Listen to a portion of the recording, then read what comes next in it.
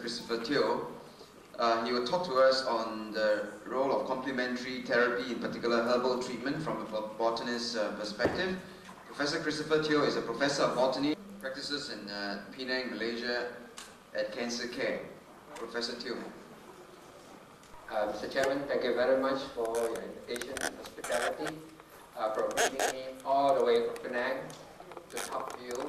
And definitely it's my privilege to be here to share with you what I have got to do with herbal medicine.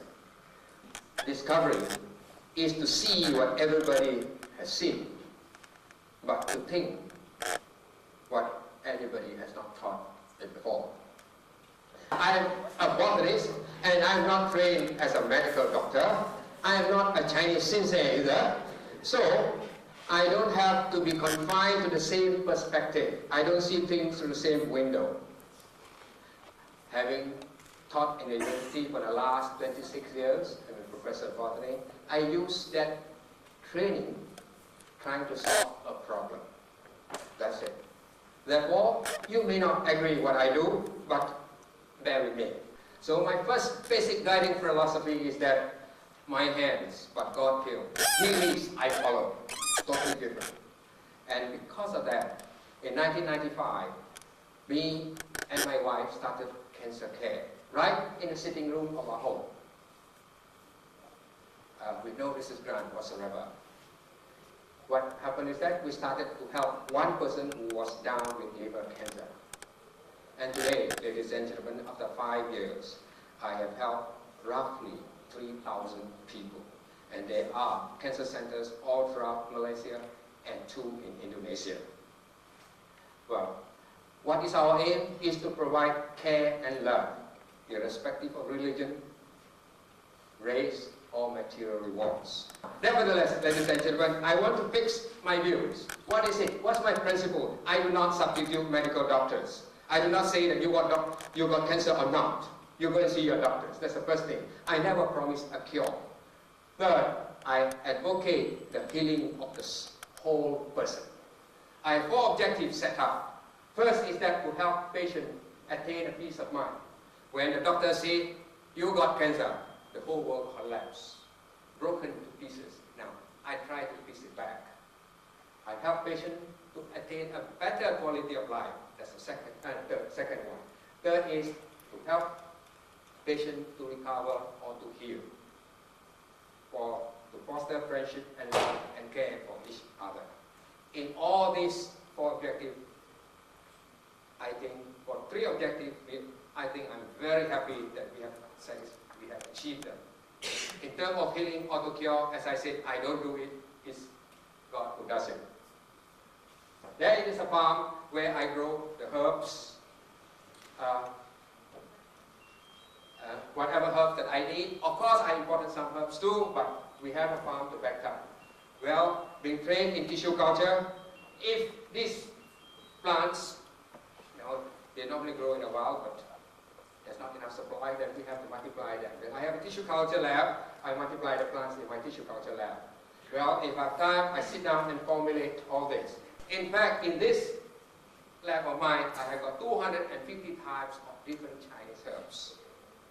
And after that, we encapsulate them, we formulate, encapsulate them.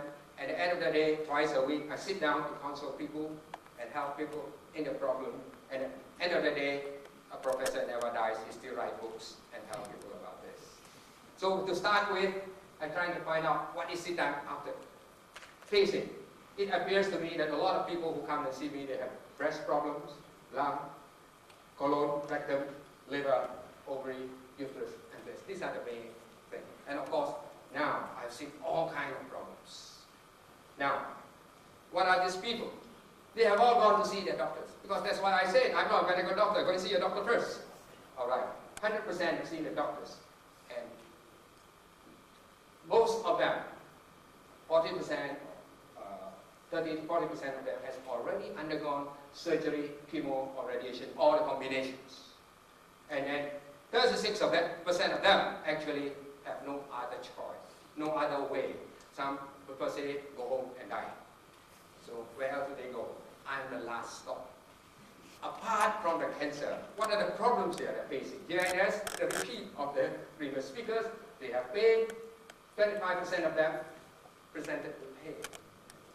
16% constipated. A lot of them, 15% cough, ascites, swelling of the leg, swelling of the arm, distended abdomen, and some of them on chemo and radiation, and you know what that means, all the side effects. The cancer care therapy, I tell them 5 things. The first thing is that give your total commitment. In other words, if you have belief, don't believe, then don't take the herb. If you ask me whether the herb, how does it work, I don't know. Alright? But if you don't believe, don't take it. Alright? For one thing, if you take it, you will not take. I know that. Second is that seek proper medical advice. But also understand there's a limit to what medical science can do. Third, take herbs. Eat rightly. 4 and 5, lead a happy life. If you cannot live a happy life, I'll show you how to do it.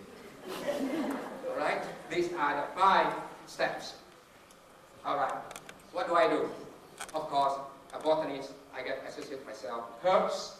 The strategy is this. Of course, my main thing is I just call it capsule A, not bigger up, A and B. That's all. No basic name. This is actually a long-term view of detoxification for cancer. After that, I have to take care of the periphery, all the associated problems like pain. Then they have specific herbs for their cancer. If they have stomach, we have stomach cancer. If they have got liver, I give liver herbs, and the whole range of it. So that's specifically for their cancer. That's for their pain. Then when they have cough, then we end up having cough mixtures, herbs for cough. If they have abdominal distension or fluid in the stomach, we'll give them all that. And then when they have constipation, we give them.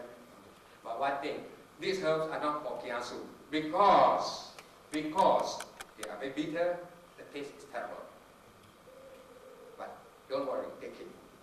Evaluation. Yes, this is the main problem.